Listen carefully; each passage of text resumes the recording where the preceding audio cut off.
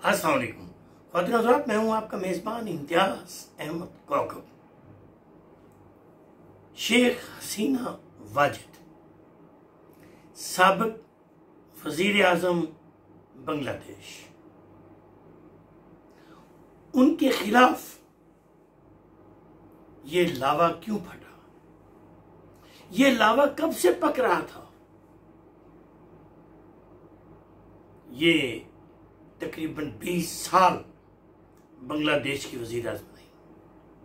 2001 तक, 1996 से लेकर 2001 तक, फिर 2008 से 2013 तक, फिर 13 से 18 तक, फिर 18 से 24 तक। ये दुनिया की वाहिद वज़ीर आज़म है, खातून वज़ीर आज़म, जो कि 20 साल तक अपने मुल्क में वज़ीर आज़म रही। वैसे तो मार्गरेट थैचर, प्राइम मिनिस्टर बरतानिया, इंदिरा गांधी, ये भी वज़ीर आज़म रही हैं अपने अपने ममालिक की, लेकिन 20 साल तक हुक्मरानी की है शेख हसीना वाजिद ने। ये 1947, 14 अगस्त 1947 के बाद पैदा हुई है, तो इसका मतलब है ये पाकिस्तानी है। तो शेख मुजीबुर रहमान, जो कि बांग्लादेश के बानी हैं, उनकी बेटी हैं, और तारीख गवाह है कि शेख मुजीबुर रहमान, बांग्लादेशी अवाम उनको अपना बाप समझती है और फाउंडर समझती है बांग्लादेश का, और है भी। लेकिन 1972 में वो वजीर आज़म बने और मुल्क को, मेरी मुराद है बांग्लादेश को, मुआशी तौर पर अपलिफ्ट किया और मुल्क को बेहतर से बेहतर इंफ्रास्ट्रक्चर दिया। बहुत बड़े बड़े शानदार रोड्स बनाए, मेडिकल कॉलेजेस, मेडिकल यूनिवर्सिटीज और बड़े बड़े अस्पताल कायम किए, और तालीम के मैदान में स्कूल, कॉलेजेस और यूनिवर्सिटियां कायम की। लेकिन इस सारे बेहतरीन कामों के बावजूद, मुल्क की तरक्की के बावजूद,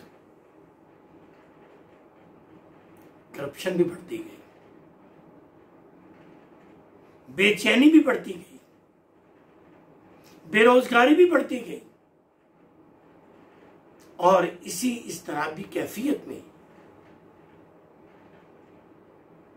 फिर फौज ने बगावत की और चंद फौजियों ने उनके घर पर हमला किया, और जब पहली गोली चली तो आपने chief of army staff Shafiullah को फोन किया कि आपके फौजियों ने मेरे घर पर हमला कर दिया है।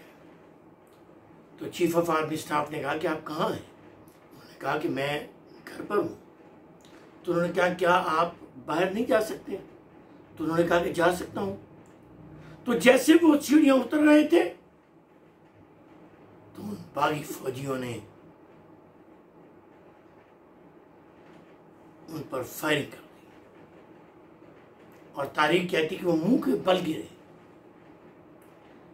फिर उन बागी फौजियों ने इस पर ही इक्तिफा नहीं किया, आपकी बेगम, आपकी 2 बहू,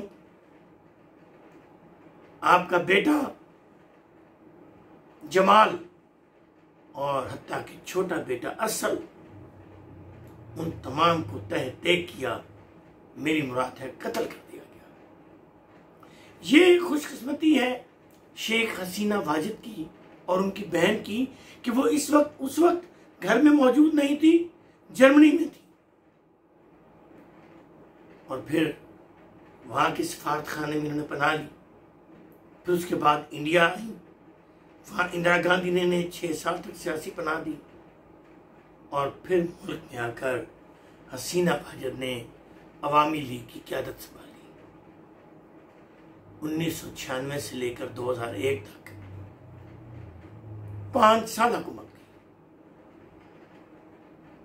फिर उसके बाद इन्हें फिर मौका मिला 2008 में, तो लोगों ने मुंतखब किया, वोट की मदद से मुंतखब हुई, लेकिन उन्होंने एक डिक्टेटर का रूप धार लिया और अपने मुखालफिन को और अपने हरीफों को नजरबंद किया। उन्हें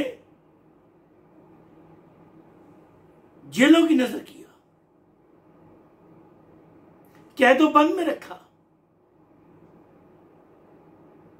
और यहां तक कि अपने मुखालफिन को फांसी तक लगवाई।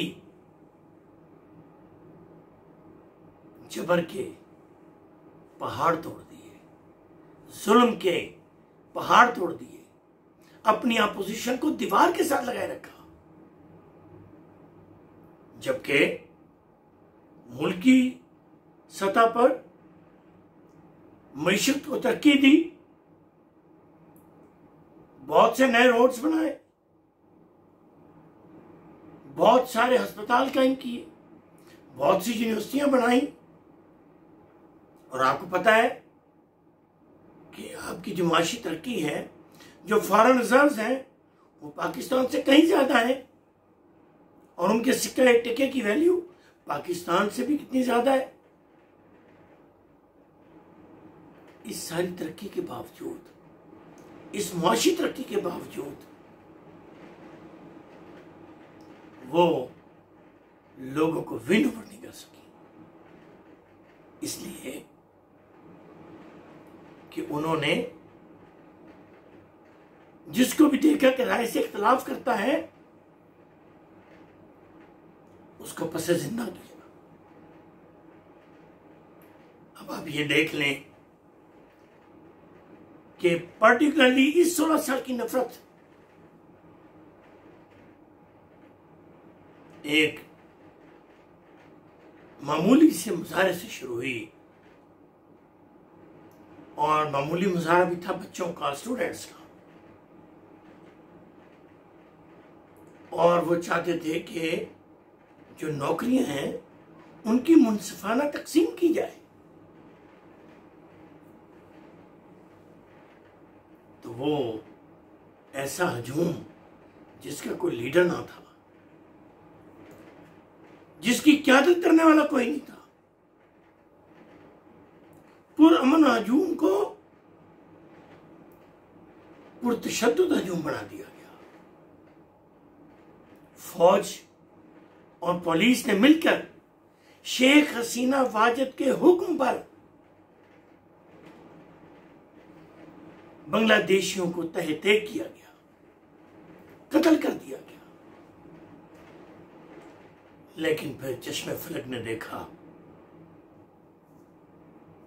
कि शेख हसीना वाजिद किस तरह पसपा हुई। उन्होंने आर्मी को कहा, पुलिस को कहा कि इन मुजाहिरीन को कत्ल कर दिया जाए, इन रहनुमाओं को कत्ल कर दिया जाए, इन पर गोलियों की बौछार कर दी जाए। लेकिन चीफ ऑफ आर्मी स्टाफ कमरुज़्ज़मान ने इनकार कर दिया कि हम अपने ही लोगों पर, अपनी कौम पर, अपने शहरियों पर गोली नहीं चला सकते। और मैडम से गुजारिश की कि अब आपके लिए यही काफी है कि आप इस्तीफा दे दें। चाहती तो वो ये थी कि वो आवाजें जो उनके खिलाफ बुलंद हो रही थी उनको गद्दार करार देकर मार दिया जाए या जेलों में डाल दिया जाए। लेकिन फौज ने और पुलिस ने इनकार किया। तो आर्मी चीफ साहब ने पहले उनकी बहन रेहाना को कहा कि बहन से फोन पर बात करें और उन्हें कहें कि वो इस्तीफा दें। रेहाना ने बात की, लेकिन उन्होंने इस्तीफा देने से इनकार कर दिया। फिर बैरून मुल्क में शेख हसीना वाजिद का बेटा रहता है। आर्मी ने उन्हें फोन किया कि आप अपनी वालिदा को समझाएं कि इस्तीफा दें, वरना उनको शेख मुजीबुर रहमान की तरह जान देनी पड़ेगी। कौम ढाका की तरफ मार्च कर रही है। 45 मिनट बाद वो पहुंच जाएंगे प्राइम मिनिस्टर हाउस में। तो उनके बेटे ने उन्हें फोन पर समझाया, रिक्वेस्ट की, गुजारिश की, लेकिन फिर भी अड़ी रही कि इस्तीफा तो मैं दे देती हूँ, लेकिन मेरी एक आखिरी स्पीच रिकॉर्ड की जाए। उन्होंने क्या बीबी इतना टाइम ही क्यों नहीं, हेलीकॉप्टर से बैठो। तो उन्हें फिर हेलीकॉप्टर में बिठाया गया। कहते हैं काफी सारे अटैची केस भी साथ थे। यस, इसके बाद तैयारी तो उन्होंने कर रखी थी। तो फिर वो हेलीकॉप्टर में बैठकर इंडिया चले गए। इस तरह शेख हसीना वाजिद का गरूर, उसकी नखवत, उसका तकब्बुर का सूरज गरूब हो गया। तलबा के मुजाहरे किस लिए थे, इस पर बात होगी।